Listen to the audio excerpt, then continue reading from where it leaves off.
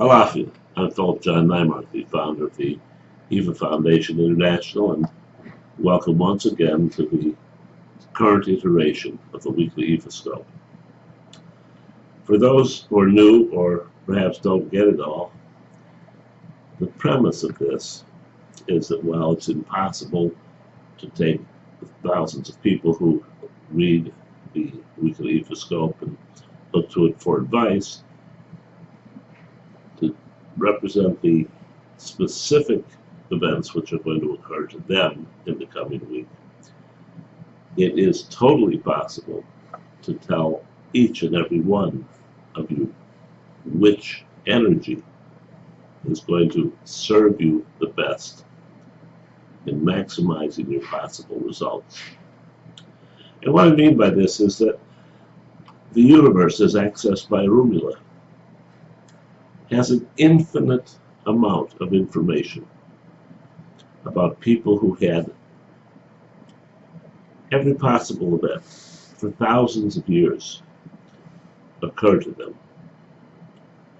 There were different events for different people, as they will be, and which individual divination would show your events, but in this case, it's a big help to have your response offered to you.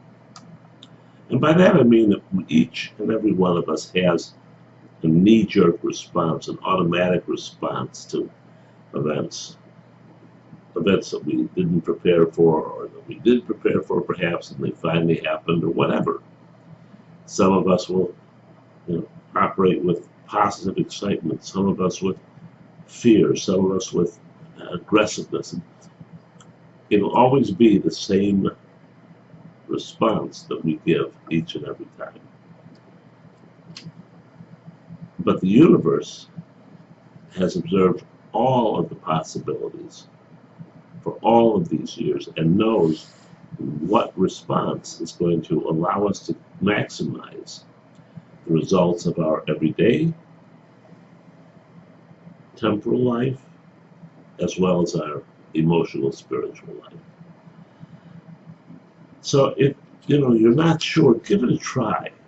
Put yours knee-jerk responses off to the left, or pack them away for a little bit, and give the universe a chance to, one, straighten your life out, two, to improve it dramatically. This week, the universe is telling us that in our everyday temporal existence, events from the past in a similar or sometimes identical fashion are going to recur to us. What those events are going to differ from person to person, but each and every person that they come to is going to have the following response, and that response should be: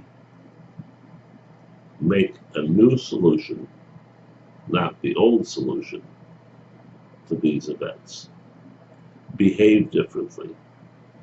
Perhaps you didn't know they were even occurring, or perhaps there was nothing you could do about them. But now you can, and you can take the proactive step of going forward, of making a decision, and of changing your life. On the emotional spiritual side, it's about keeping calm, peaceful. Don't lose your cool. Be empathetic. Listen to what other people have to say. Don't rush in with your solutions. And by empathetic, I mean listen and care. Don't just give lip service to it, but genuinely care what the people have to say. And after they're done, then you can bring your solutions to the table, and they will be listened to.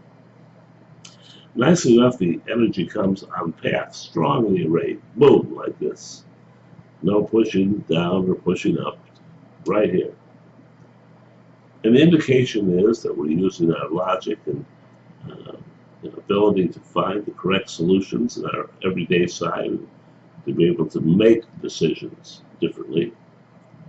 And in the emotional spiritual side, it is the opening up of all the possibilities that exist, with the strong probability that we will choose those opportunities that are going to come our way to correctly handle the situations.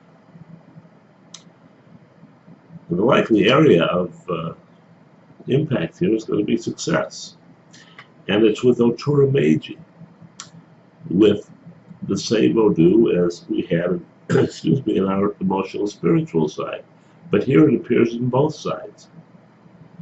So in both our emotional spiritual side and our temporal side, particularly be empathetic. I mean, that's what it resonates to me. Listen to what people have to say, care about what they have to say, and then bring your things to the forefront.